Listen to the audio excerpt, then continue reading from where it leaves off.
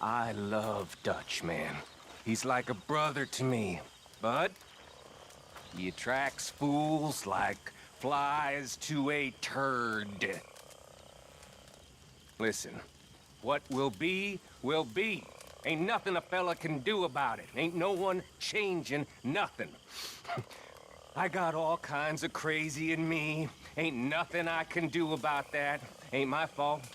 Ain't no one's fault. Just live your goddamn life, and when it's time, go out shooting. Ain't no pity. Ain't no guilt. Ain't none of that. Don't mean nothing. Ain't nothing. The sooner you fools accept that, better you'll be as men. It's kill or be killed. And right now, plenty of folk want our kind dead. So we kill. And them of us that's too weak or too unlucky, they'll be killed.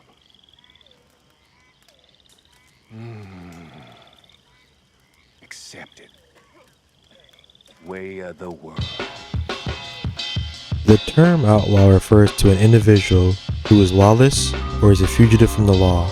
In the 1840s through the 1880s, many individuals rose to be outlaws during the American West, with examples being Billy the Kid, Butch Cassidy and the Sundance Kid, and Jesse James. Because of how noteworthy these times became, they would inspire different media portrayals in modern media, making the American West romanticized by the modern age.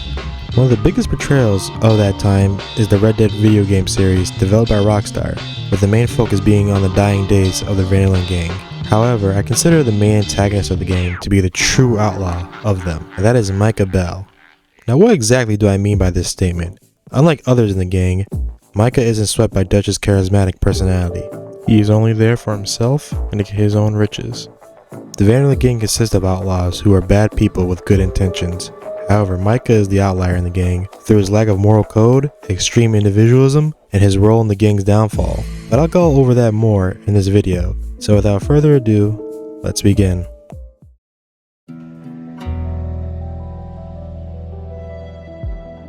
During his early years, Micah's upbringing was harsh, as he was raised to be this way from his family, as his grandfather and father were both part of the outlaw lifestyle. A note from Micah's brother specifically states that he regrets his actions with his brother and father. If he ever sees Micah again, he'll break his neck if he ever sees him. This is showcasing that he was more than likely going to end up this way. This is a complete contrast to the Betrayal gang, who consist of people trying to survive and look out for each other.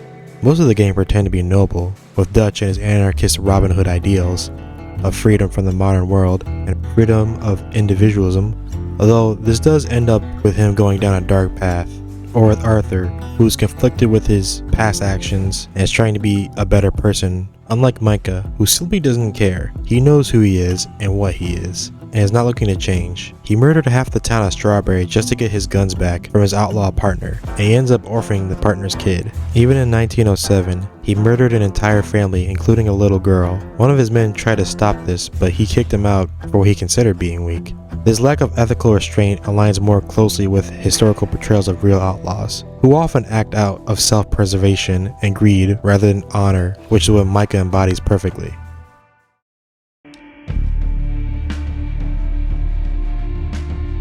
Many outlaws during this time weren't romantic anti-heroes. They were unpredictable and dangerous that served their own purposes, which Micah embodies perfectly. Throughout the story, Micah states that he's a survivor and will do anything he can to survive. Micah joined the gang by saving Dutch's life, earning his place in the gang. Now, to me and many others, I do believe Micah was aware of the gang's presence, as they had become notorious in the West by that point, and decided this was his chance to get in and be on good terms with the gang, and especially Dutch.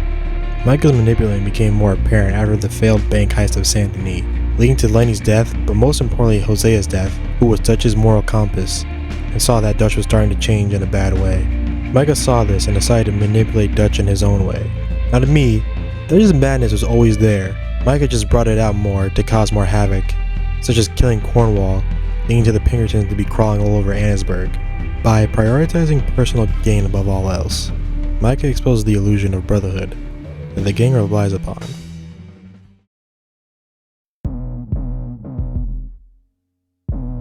During the events of Chapter 5, the gang becomes separated after the failed heist of Saint Denis and land on the island of Guarma.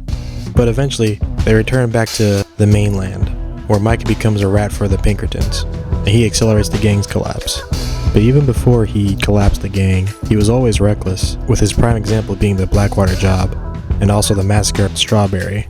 Micah's main reasoning for ratting is for his own survival. He saw Dutch was coming undone and planned his way out. Also, I thought I should mention about Micah's appearance and how it ties in with Arthur's too, as it's an inverse of Arthur's, actually. Arthur wears his father's black hat, a light colored jacket, a blue shirt, and dark pants, while Micah wears a white hat, black leather jacket, and a red shirt with bright pants. Their hats are the best example of how romanticized outlaws are in old western movies, as the protagonist usually wears a white hat to show how virtuous and good they are, while the main antagonist wears a black hat to show how villainous they are. This inverse is to show how villainous Micah was compared to Arthur, who starts out as a bad man who becomes a better person later on in the story, while Micah becomes worse and worse as the story goes on.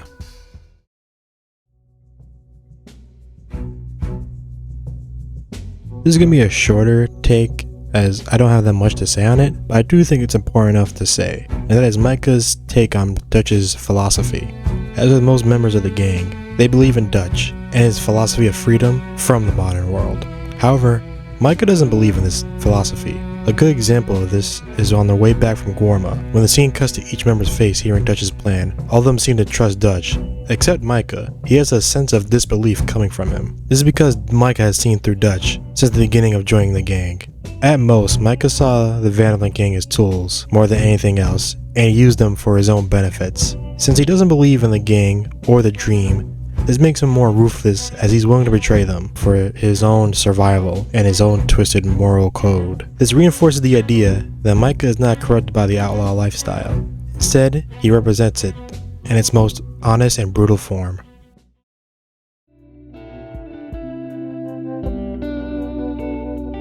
To conclude, Micah is a true reflection of the outlaws of the Old West. The real-life Western outlaws weren't morally great people. They were people who killed without thought and took whatever they wanted, and no one represented them more than Micah Bell. While the Vanderlyn gang are presented in a more shining light of the outlaws of the West, with Arthur being the main subject of this, Micah is not that. Micah is a cruel, vile person who is a true definition of an outlaw. Thanks for watching this video. I wrote this script about in February, and I've been working on it ever since.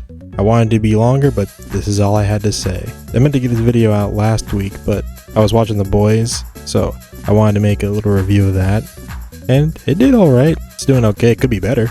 But yeah, that's all I had to say. I think I did a better job with this character analysis than I did with Dutch, so anyways, I'll see you later on the next one.